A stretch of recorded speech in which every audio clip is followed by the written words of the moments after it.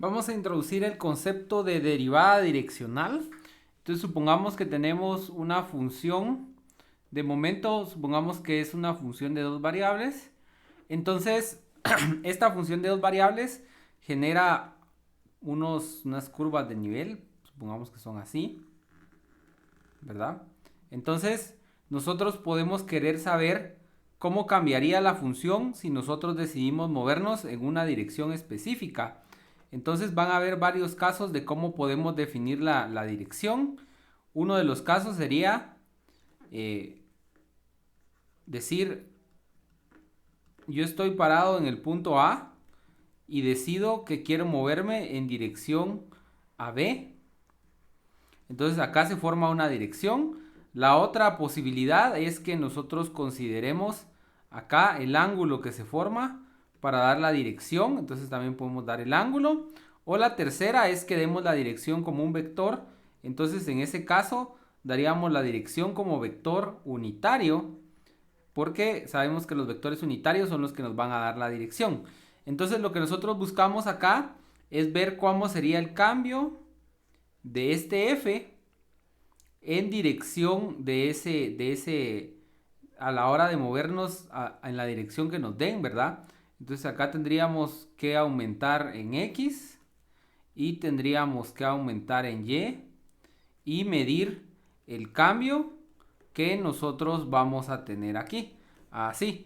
Ahora nosotros vamos a querer este cambio como una razón y esta razón va a ser la razón de cambio dividido la distancia que hemos recorrido. Entonces acá vamos a tener esto, ¿verdad? Dividido f, aquí puse delta s con el s representando lo que nos hemos movido en esa dirección. Entonces la forma más directa de lograr esto es a través de los vectores unitarios. Porque si nosotros nos dan un vector unitario u, que tiene su componente, pongamos aquí ux en y uy en j, entonces el cambio que sufrimos al movernos un paso delta s, una distancia delta s de acá, me daría a mí que el cambio en x va a ser nada más que ux por delta s, y el cambio en y va a ser el u sub y por delta s también. Entonces nuestro cambio que tenemos acá se convertiría en f de x más ux por delta s, y más uy por delta y, menos f de x y dividido delta s. Entonces esta expresión nos puede parecer así como un poco extraña, pero si nosotros lo pensamos en términos de derivadas, lo que estamos haciendo es derivar esto respecto de s. Estamos derivando básicamente f respecto de s, donde tenemos mi valor de f, esto que está acá, miren, esto que está acá no es delta y, es delta s. Entonces, pues lo que podemos pensar es qué pasaría si seguimos una línea recta.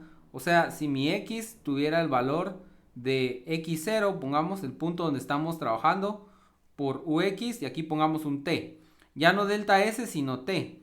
Y aquí ponemos y igual a y sub 0 más u de y por t. Entonces, si hacemos eso, lo que nosotros estamos buscando con esta derivada direccional, que voy a ponerla como df de s, también tiene otras notaciones. Por ejemplo, ponemos derivada en dirección de u de f en el punto x0 y e0. Son otras notaciones que utilizamos para nuestra derivada direccional. También usamos este triángulo de cabeza que recibe el nombre de nabla. Entonces nabla u de f en x0 y e0 no sería otra cosa más que agarrar la derivada respecto de t y evaluarla cuando t es igual a 0 de f evaluado en x0 más ux por t y y0 más uy por t. Y por regla de la cadena, nosotros sabemos que esto que está acá se va a convertir en del f del x por la derivada de x respecto de t, más del f del y por la derivada de y respecto de t. Y entonces al hacer esto, nosotros vamos a obtener del f del x por ux, porque la derivada de esto es ux, más del f del y por la derivada, el u sub y, que es la dirección en y. Si nosotros, lo vamos a resumir ahora, pero si nosotros observamos un poco, nos vamos a dar cuenta que eso se puede escribir como un producto punto, donde acá tendríamos del f del x, del f del y, este vector que va a tener como componentes las coordenadas de las derivadas parciales de f, y del otro lado vamos a tener el vector unitario. Entonces le vamos a dar nombre a estas cosas. Entonces este que está acá le vamos a llamar gradiente de f. Este se va a llamar gradiente de f. Y ese gradiente lo que va a tener son las derivadas parciales. Esta función puede tener más de 2 variables, puede tener 3, puede tener 4, puede tener las que sea. Y aparte vamos a tener el vector unitario, el vector de dirección. Vector de dirección. Y entonces en el caso del vector de dirección, aquí tendríamos ux, uy, uz. Este debe ser unitario, entonces eso lo debemos tener en cuenta, que debe ser unitario. Y entonces una forma de calcular, porque no es la única, porque podemos irnos a la definición directa esta, hacia acá, y hacer que el delta S tienda a 0. Aquí, esto también puede ser. De hecho, esta es la definición de la derivada direccional, pero nosotros podemos calcular la derivada direccional que ponemos como duf en x0, y0, etcétera, como el gradiente evaluado en ese punto, producto punto, el vector unitario. Entonces esto nos simplifica un montón el cálculo de la derivada direccional. Algo importante es esto que está acá, me da el cambio de f al moverme en dirección de u. Entonces, ¿cómo va a cambiar f cuando yo decido moverme en la dirección de u?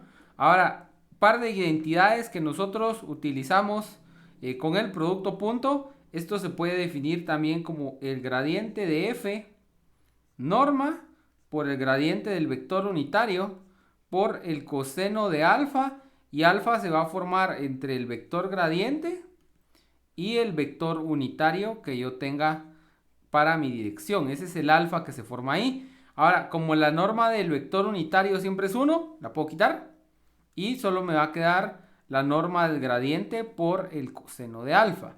Y entonces acá hay una observación importante. Lo más grande que puede ser la derivada direccional, o sea, lo más grande que puede ser esta derivada direccional es la norma del gradiente de f, y eso se va a cumplir cuando ese alfa sea 0. Esto quiere decir que eso va a ser en la misma dirección que el vector gradiente. Entonces aquí el u va en dirección del gradiente.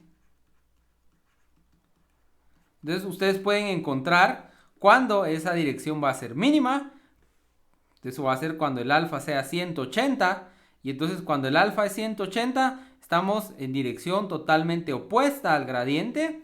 Y esto va a ser 0 cuando el alfa sea pi medios, o sea 90 grados. Entonces el gradiente va a formar 90 grados con el vector de dirección. Vamos a ver cómo vamos a calcular un par de estos vectores, un par de estas derivadas direccionales y el respectivo gradiente.